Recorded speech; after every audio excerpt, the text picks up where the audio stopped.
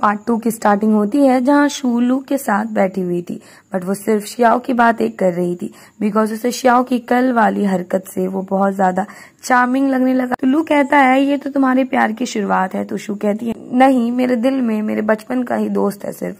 तो लू कहता है अगर तुम्हें शियाओ पसंद है तो उसे जितनी जल्दी हो सके अपना बना लो, उसके पीछे तो बहुत सारी लड़कियां हैं, वैसे भी उसके क्लोज सिर्फ तुम ही आ सकती हो, इतना एडवांटेज तो है तुमको।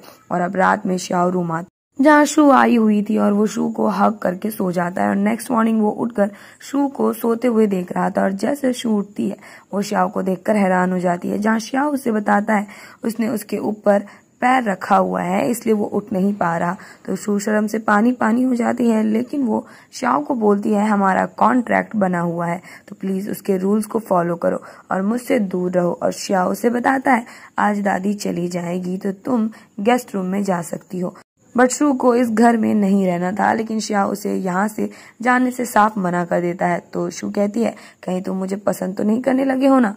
तो शियाओ कहता है मुझे बस तुम्हारी फिक्र है कि अगर तुम कहीं और रहोगी तो परेशानी में फंस जाओगी। तो शू उसके क्लोज जा बोलती है अपने नेफ्यू का एंगेजमेंट तुड़वा कर मेरे साथ आ गए हो अंकल। तो शियाओ उसे क्लोज कर बोलता है दोबारा अंकल मत बोलना और सोते हुए ध्यान रखा करो क्योंकि मैं अच्छा इंसान नहीं हूँ। शू बोलती है मैं भी अच्छी इंसान नहीं हूँ। अच्छा ही हम दोनों को जो चाहिए हमें वो मिल जाएगा। तो शियाओ कहता है अब तुमने जब अग्रीमेंट के लिए हाँ कर ही दिया है तो होप करता हूँ जितने भी भाई तुम्हारे बॉयफ्रेंड्स हैं उन सभी से तुम ब्रेकअप कर लोगी। बट शू इसमें जवाब देती है ये मेरा पर्सनल मैटर है, इसमें तुम कुछ नहीं बोल सकते। बट शियाओ उसका फोन छीन उसके दोस्त को ब्लॉक कर देता है जिससे शू को गुस्सा आ जाता है और वो उसे पिल्लों से मारने लगती है। तो शियाओ उसके क्लोज जाने लगता है जिससे शू को लगता है वो उसे किस करेगा। तो वो अपनी आंखें बंद कर लेती है, बट वो अपना कोट लेने आया था और वो बोलता है तुम क्या चाहती थी, मैं तुम्हारे साथ क्या करूं। और तभी शियाओ का ध्यान शू के पैर में जाता है और वो उसे पकड़कर उसके टैटू देखने लगता है, बट शू उसे अपने से दूर कर देती है और बोलती है ये क्या बदतमीजी है। और अब शियाओ शू की सारी इंफॉर्मेशन अपने असिस्टेंट को निकालने को बोलता है जिससे वो कहाँ पैदा हुई है, सालों से कहाँ रही थी ETC। और वो मन में सोच रहा था कहीं तुम वही तो नहीं हो ना जिसे मैं सोच रहा हूँ। और अब ये लोग कंपनी आ जाते हैं जहाँ मीटिंग में शू काफी अच्छे से अपनी स्किल को प्रूव करती है, बट बाकी जितने मीटिंग में लोग थे उन्हें उसकी बातों पर भरोसा नहीं था कि वो सच में प्रोडक्ट्स को हाई प्राइस में ला सकती है। बट शियाओ को उस पर भरोसा था और वो बोलता है अगर तुमने ये कर लिया तो मैं तुम्हारे साथ कॉन्ट्रैक्ट साइन कर लूंगा। जो सुन शू बहुत ज्यादा खुश हो जाती है। और हम नेक्स्ट सीन में शू शियाओ के साथ थी जहाँ उसके सामने लू आ जाता है। तो शियाओ कहता है मुझे शक हो रहा है तुम कहीं कोई चक्कर तो नहीं है ना तुम दोनों का। बट शू उसे इग्नोर करके जाने लगती है, लेकिन शियाओ उसे क्लोज कर बोलता है ऐसे लड़के को तुम जानती नहीं हो, ये सब कैसे होते हैं। और इन दोनों का रोमांस पीछे से लू शर्मा रहा था। तो शू बोलती है अभी कोई भी जजमेंट बना लेना तुम्हारे लिए ठीक नहीं है, तुम उसे जानते नहीं हो। और इतना बोल वो लू के साथ चली जाती है। और अब शियाओ का असिस्टेंट उसे शू की इन्फॉर्मेशन लाकर देता है, बट जब वो 8 साल की थी उस वक्त का कोई इन्फॉर्मेशन नहीं था। और उधर एक लड़की जो रात में अकेले जा रही थी उसे एक लड़का अकेले देख उसके साथ जबरदस्ती करने लगता है, बट तभी वहां शू आकर उसे दूर करती है। बट वो बंदा तो शू को छेड़ने लगा था, बट शू उसे बहुत मारती है जिससे उसका दिमाग ठिकाने लग जाता है और उस लड़की को शू कुछ ज्यादा ही कूल लग जाती है। और इधर शियाओ अपने असिस्टेंट को बोलता है पता करो कि शू के साथ स्कूल में क्या हुआ था जब वो 8 साल की थी। और इधर लू शू से गुस्सा था क्योंकि उसने एक तो उसका कॉल कट कर दिया था, ऊपर से उसे ब्लॉक भी कर दिया, बट वो उसे बताती है वो सब शियाओ ने किया था, उसने नहीं। तो ये सुन वो उसे सब कुछ डिटेल में बताने को बोलता है, बट शू शर्माने लगती है। जो देख वो बोलने लगता है पक्का कुछ तो हुआ है तुम लोगों के बीच, तुम्हें उससे प्यार हो गया है, बताओ ना प्यार की फीलिंग कैसी होती है, बताओ ना शियाओ बेड में कैसा होता है, मुझे भी फील करना है। तो शू बोलती है तुम खुद ही ट्राई करके क्यों नहीं देख लेते हो।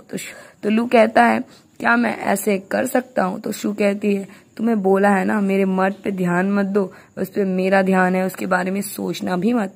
और अब नेक्स्ट सीन में शू उसी लड़की के साथ थी जिसे उसने बचाया था और वो बंदी कुछ ज्यादा ही शू से इम्प्रेस हो गई थी और वो उसे दोस्ती करना चाहती थी, बट शू उसे थोड़ा बहुत समझाकर वहां से जाने लगती है। बट लीसा के पैर में चोट लग गई थी इसलिए शू उसे उसके घर छोड़ने आई थी और वो जो घर आती है वो शियाओ का था। तो शू हैरान हो गई थी और मन में सोचने लगती है ये शियाओ की रियल गर्लफ्रेंड है क्या। और लीसा वहां पड़े सारे कपड़े फेंकने लगती है। तभी वहां श्याओ आता है जिसके मुंह में जाकर एक कपड़ा लगता है और वो लीसा को सुनाने लगता है कि ये कौन सा तरीका हुआ। तो लीसा कहती है तुमने मेरे ऊपर कभी ऐसा नहीं चिल्लाया है, ऐसा क्या पोषण पिला दिया है उस चुड़ैल ने तुम्हें जो उसी के साइड ले रहे हो, मुझे मार भी दोगे तो मैं ये सब कपड़े नहीं उठाऊंगी। और ये सब सुन शू का गला सूख रहा था, ये कहाँ फंस गई मैं। और वो सोच रही थी श्याओ इसका इतना कुछ सुन ले रहा है, पक्का ये उसकी गर्लफ्रेंड है। और अब शू वहां से जाने लगती है, बट ये दोनों उसे रोक लेते हैं और लीसा श्याओ को सारी बातें बताती है कैसे शू ने उस लड़के से उसे बचाया। और वो बोलने लगती है मेरी ये सिस्टर कितनी अच्छी है, उस शू के तरह नहीं है जो सबके साथ होकअप करती है। और उसने तुम्हें और चेन दोनों को सेड्यूस करके अपने पीछे लगा लिया है। तुम देख सकते हो दुनिया में कितनी अच्छी लड़कियां हैं, फिर भी तुम्हें वही क्यों पसंद आई। और यहाँ पे शू की गलतफहमी क्लियर होती है कि लीसा श्याओ की गर्लफ्रेंड नहीं बल्कि उसकी बहन है। और तभी वहाँ श्याओ शू को उसके अंडरगारमेंट्स देता है जिसे वो फट से छिपा लेती है। और लीसा हैरान हो बोलती है आप शू हो? तो शू कहती है कि हाँ, जिस चुड़ैल की बात तुम कर रही हो वो मैं ही हूँ। लीसा बोलती है मुझे माफ करिए, मैं आपका सारा सामान उठा देती हूँ। तो श्याओ कहता है बट तुमने तो कहा था तुम्हें जान से भी मार दूंगा, फिर भी तुम कपड़े नहीं उठाओगी। लीसा बोलती है अरे मुझे थोड़ी पता था कि मेरी सिस्टर ही शू है, वैसे भी मुझे सिस्टर शू बहुत पसंद है। और वो अब बड़ी खुश थी कि उसके भाई ने शू को अपने लिए चूज किया है और वो शू के साथ सोना चाहती थी। बट श्याओ मना कर देता है ये बोलकर कि वो मेरी गर्लफ्रेंड है, वो मेरे साथ सोएगी। तो ये सुन लीसा सैड होकर वहां से चली जाती है और श्याओ शू को अपने क्लोज कर बोलता है मैं नहीं आता तो मेरी बहन तो तुम्हें खा ही जाती है। बट शू वहां से शर्मा कर भाग जाती है। और अब श्याओ को उसके असिस्टेंट का कॉल आता है जो कि उसे बताता है शू जब 8 साल की थी तब वो स्कूल नहीं गई थी। उस वक्त उसके पेरेंट्स ने सीक्रेटली उसे एक सैनिटोरियम भेज दिया था ट्रीटमेंट के लिए। तो ये सुन श्याओ शॉक रह जाता है। और इधर लीसा शू को बोल रही थी आप कैसे मेरे भाई को हैंडल कर लेती हो, मुझे तो लगा था वो जिंदगी भर सिंगल रहने वाला है, बट वो तो अब प्यार में पड़ चुका है। तो शू कहती है तुम्हारे भाई को क्या कभी प्यार नहीं हुआ है? तो लीसा कहती है कभी नहीं, 100% गारंटी के साथ बता सकती हूँ, वो वर्जिन है। और तभी वहां श्याओ आकर जबरदस्ती शू को रूम लेकर चला जाता है और उसे जबरदस्ती किस करने दूर कर रही। बट श्याओ था कि वो दूर हटने का नाम ही नहीं ले रहा था और इन लोग का प्रोसेस आगे बढ़ रहा था कि लू का कॉल आ जाता है। तो श्याओ फोन फेंक बोलता है जब अपने बॉयफ्रेंड के साथ हो तब दूसरे लड़कों के साथ कोई बात नहीं होगी और अगर ऐसा किया तुम्हें मार पड़ेगी। और इतना बोल वो उसके हाथ में मार देता है। तो शू रिटर्न में उसके कान में बाइट कर लेती है और बोलती है मुझे पता है तुम मूड में अपॉइंटमेंट है इसलिए मैं तुम्हें कंपनी नहीं दे पाऊंगी। और अब शू ड्रेस चेंज करके आती है जहाँ श्याओ उसे देखता ही रह जाता है और शू उससे ड्रेस की जिप लगाने को तो श्याओ उसे हग करके उसकी जिप लगा देता है और उसे बोलता है अब क्या तुम मुझे सारी सच्चाई बताओ। बट वो उसे टीज करके जाने लगती है। तो श्याओ उसे अपने क्लोज कर गुस्से में पूछने लगता है क्या कभी तुमने चैन या लू को ऐसे टीज किया है? तो शू कहती है सिर्फ तुम्हें करती हूँ। तो श्याओ कहता है देखो मुझे कोई फर्क नहीं पड़ता तुम्हारे पास में कितने लड़के थे, तुमने किसे किसे डेट किया है, किसे नहीं, बट अब तुम्हारी जिंदगी में इकलौता मैं ही होना चाहिए। तो शू इसके लिए मान जाती है और अब नेक्स्ट डे शिन शू को मिलती है जहाँ वो बोलने लगती तुम तो ऐसा दिखाती थी कि तुम वैसी लड़की नहीं हो जो किसी के साथ होकअप करके पैसे ले, बट तुम भी वैसी ही निकली, अब तुम्हारे सारे कर्ज श्याओ चुका रहा है। तो शू अपनी एयरबड निकाल बोलती है क्या बोला तुमने, मैंने कुछ नहीं सुना। तो ये सुन शिन को गुस्सा आता है और वो बोलती है तुम्हें पता शू फैमिली बैंकरप्ट कैसे हुई और तुम्हारी मॉम ने सुसाइड कमिट क्यों किया? तो शू कहती है अरे कहना क्या चाहती हो तुम्हें क्या पता है? तो शिन कहती है तुम्हें क्या लगता है तुम्हारी माँ बाप के बीच प्यार था, वो लोग तो सिर्फ दिखावा करते थे। शू फैमिली के ट्रबल में जाने से पहले तुम्हारे डैड तुम्हारी मॉम को डिवोर्स देने वाले थे। तो शू कहती है अरे ये तो इम्पॉसिबल है, मेरे पेरेंट्स एक दूसरे से बहुत प्यार करते थे, वो लोग कैसे डिवोर्स ले सकते थे? तो शिन उसे उसके डैड की एक फैमिली फोटो देती है जिसमें एक लड़का था और उनके साथ कोई दूसरी लेडी थी और वो बोलती है खुद को बहुत स्मार्ट समझती हो, सबसे बेवकूफ हो तुम। और इधर श्याओ को उसका दोस्त समझा रहा था शू के साथ एंजॉय करो, उसे सीरियस मत लो, उसके सर में बहुत कर्जे हैं 1 बिलियन से भी ज्यादा। तो श्याओ कहती है सिर्फ 1 बिलियन ही है ना, एक काम करो जितने भी लोगों से शू ने कर्जा ले रखा है उन सभी की लिस्ट बनाओ। तो ये सुन उसका दोस्त सोचता है ये तो पागल हो गया है क्या, जितना मना कर रहा हूँ उतना ये सब में इन्वॉल्व हो रहा है। और इधर शू अपने डैड के पास उनसे पूछती है, आपको ऑलरेडी पता था कि मॉम ने सुसाइड कर लिया है, तो आप मेरे से इतने दिनों से झूठ क्यों बोल रहे थे? उन्होंने सुसाइड क्यों किया? उसका रीज़न मुझे बताओ। आप उन्हें डिवोर्स देने वाले थे और वो फैमिली फ़ोटो दिखा उनसे इसके बारे में पूछती है, बट डैड डर से कुछ बोल नहीं रहे थे। तो शू बोलती है, मैं बताती हूँ, ये आपका नाजायज़ बेटा है ना, और आप मेरी मॉम को बहुत वक्त से चीट कर रहे थे, इसलिए मेरी मॉम मर गई। मैं आपको कभी माफ़ नहीं करूँगी और ना ही आपकी मिस्ट्रेस को। उसे ढूंढ कर उससे बदला लूँगी।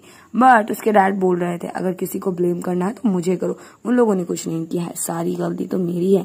बट शू ने फैसला कर लिया कि वो अपने सौतेले भाई से बदला लेकर रहेगी। और अब शू जैसे घर आती है, वो डायरेक्ट श्याओ को हक कर लेती है और उसे बताती है, सब ने मुझसे झूठ बोला, मेरे डैड का एक नाजायज बेटा है और उन्होंने ही मेरी माँ को भी मारा है। बट श्याओ उसे हिम्मत देता और बोलता है, मैं तुम्हें प्रोटेक्ट करूंगा, कभी हर्ट नहीं होने दूंगा। और अब शू रोते हुए सो गई थी और श्याओ अपने दोस्त को कॉल कर ये पता लगाने को बोलता है आखिर शू फैमिली बैंकरप्ट कैसे हुई। और श्याओ सोते हुए शू को बोलता है, चाहे कुछ भी हो जाए मैं हमेशा तुम्हारे साथ रहूंगा। और अब शू लू के पास आती है, जहाँ वो सारा मसला उसे बताती है और बोलती है, मैं उस मिस्टर और उसके बेटे को छोड़ूंगी नहीं, अपने हाथों से उन्हें तबाह कर दूंगी। और लू भी उसके फुल सपोर्ट में था और वो भी फुल रिवेंज मोड में आ चुका था। तो शू को वो बहुत ज्यादा क्यूट लगता है और वो उसके गाल को पिंच करने लगती है। और इसी सीन की वीडियो शी ले रही थी और वहाँ शिन भी थी और इन दोनों का प्लान था कि ये लोग ये वीडियो शाओ को भेजकर इन दोनों का ब्रेकअप करवा देंगे। और इधर जैसे ये वीडियो शाओ देखता है उसे बहुत गुस्सा आता है और इधर लू शू को बोल रहा था, तुम दोनों के बीच कुछ हुआ क्यों नहीं है अभी तक? कहीं ऐसा तो नहीं कि तुम्हारे बॉयफ्रेंड से कुछ हो ही नहीं रहा?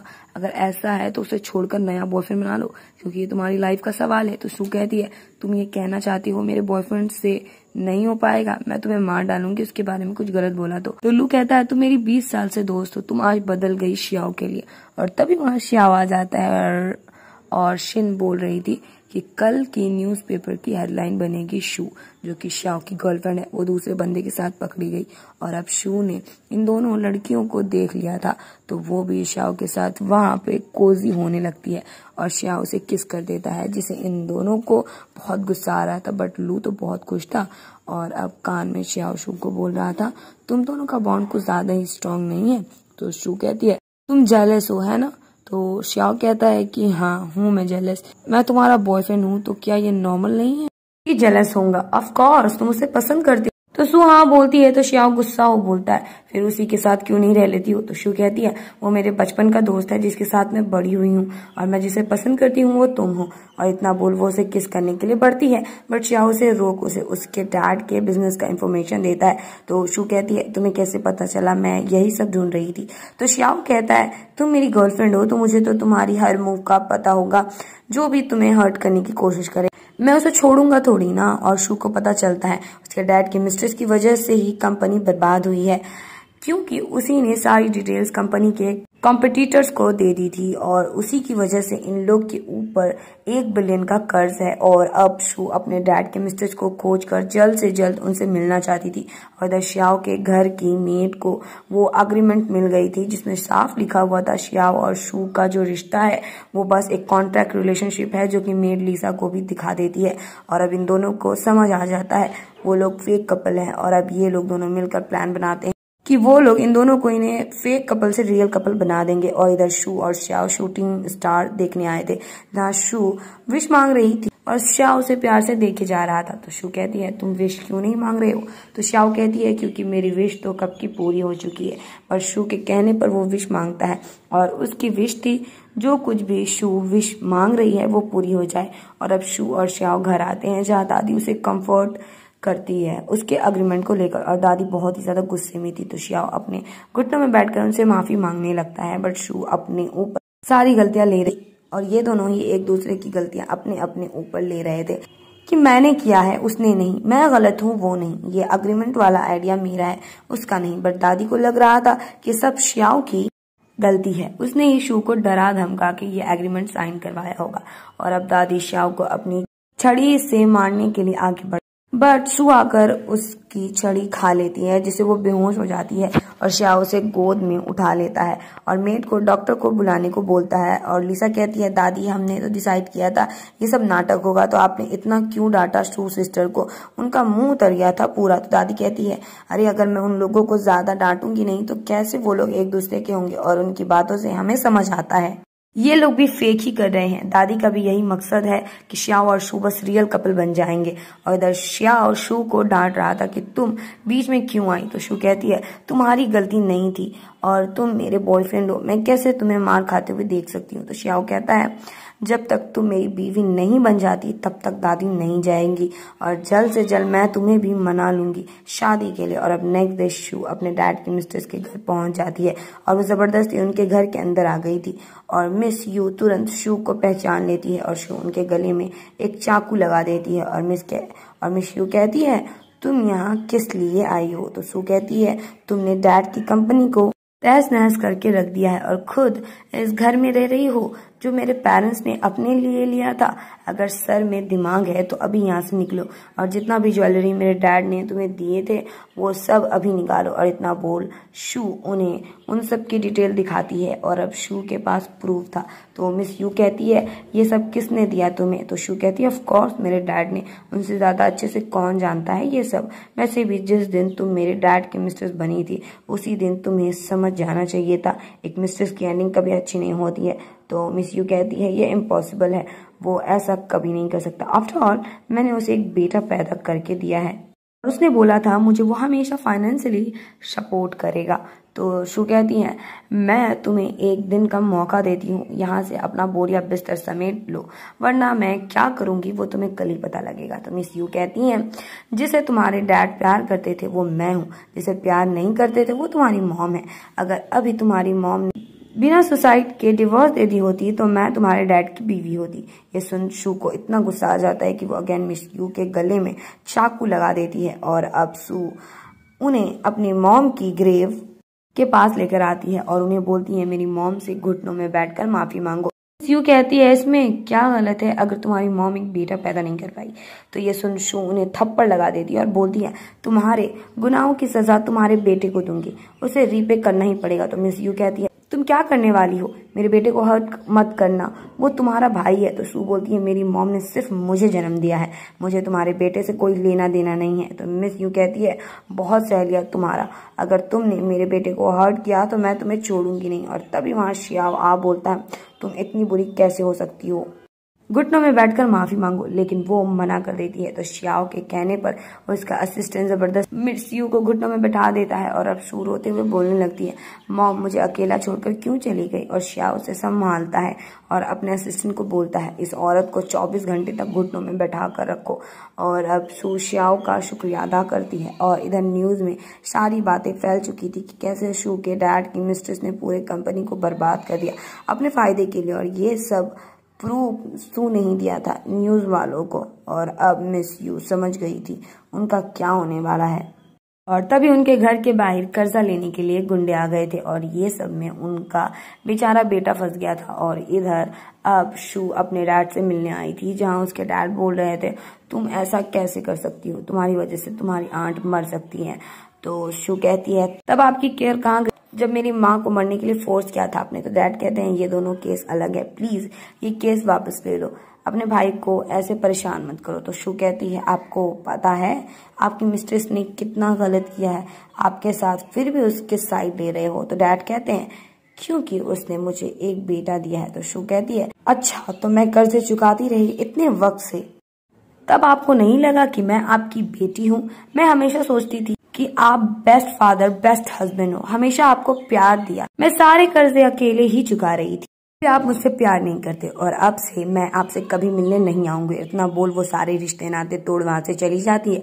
और अब घर में लिसा शू को एक गिफ्ट देकर जाती है और जब शू वो गिफ्ट देखती है वो हैरान रह जाती है बिकॉज उसमें एक सेक्सी सी ड्रेस थी। और तभी वहां श्याओ आप पूछता है क्या है इसमें। तो शू से तुरंत वो ड्रेस छिपाने लगती है बट श्याओ कहता है तुम्हें पता है ना मुझसे झूठ बोलती हो तो मुझे पता चल जाता है। और अब श्याओ को किस कर देती है जिसके बाद ये दोनों बहुत ज्यादा किस करने लगते हैं और इन दोनों का रोमांस चालू हो जाता है। लेकिन शियाओ अचानक से रुक बोलता है, मैं जानता हूँ तुम्हारे दिल में कोई और है, तो जैसे तुम उसे कम्प्लीटली भूल जाओगी फिर हम ये सब करेंगे। और अब नेक्स्ट डे मिस यू शू के पास आप बोलती हैं, सारे कर्ज वाले लोग कर्जा निकालने मेरे पास आ रहे हैं, तुम क्या मेरे बेटे और मुझे मारना चाहती हो?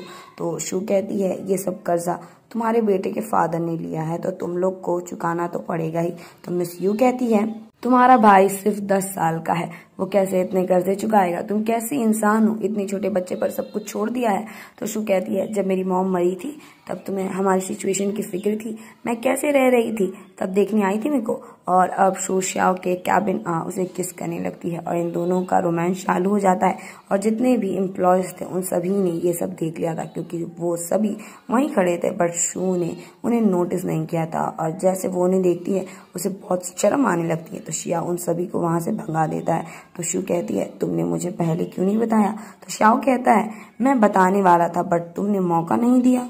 अब शू नाइट में क्लब आती है लू के साथ, जहाँ शिन, चैन और शी तीनों थे। और शी कहती है, इस लड़की की वजह से शियाओ ने मुझसे सारे रिश्ते नाते तोड़ लिए हैं, इवन मेरी फैमिली के साथ भी। और अब शिन चेन को उसकी मर्दानगी में 4 बात बोलकर उसे शू के पास भेजना चाह रही थी, बट चेन उसका गला पकड़ लेता है और बोलता है, अगर तुम मुझे सेड्यूस नहीं करती तो शू कभी मेरे अंकल के पास ना जाती। तो शिन कहती है, तुमने भी मेरे साथ एंजॉय किया है, सब मर्द एक जैसे होते हैं, जो चाहिए होता है जैसे उसे पा लेते हैं उसकी कदर होनी खत्म हो जाती है। वैसे मैं तुम्हारी मदद कर सकती हूँ शू को वापस तुम्हारा बनाने के लिए। और अब शिन वेटर को बुलाती है और शू के जूस में वो कुछ मिला देती है और उस वेटर को पैसे दे उसे जूस को शू को देने को बोलती है। और शू वो जूस भी शियाओ का कॉल उठाने बाहर आ जाती है, बट चैन वहां आकर उसका फोन छीन लेता है। और इधर शियाओ को शू की फिक्र होती है बिकॉज उसने उसका कॉल नहीं उठाया था, इसलिए वो फट से क्लब जाने के लिए निकलता है। और इधर चेन बोल रहा था, मुझे पता है ये सब तुम बस बदला लेने के लिए कर रही हो और तुम्हें अंकल से प्यार नहीं बल्कि उनके पैसों से मतलब है। मुझे कोई दिक्कत नहीं है, उनके मर जाने के बाद हम दोनों उनके पैसों से ऐश करेंगे। और तभी शू का नशा होना स्टार्ट हो जाता है और चैन इसका फायदा उठा उसे एक रूम लेकर आ जाता है और वो उसे किस करने को बोल रहा था, बट शू नशे के हालात में भी उसे थप्पड़ लगा देती है और बदले में चेन उसके साथ जबरदस्ती करने लगता है।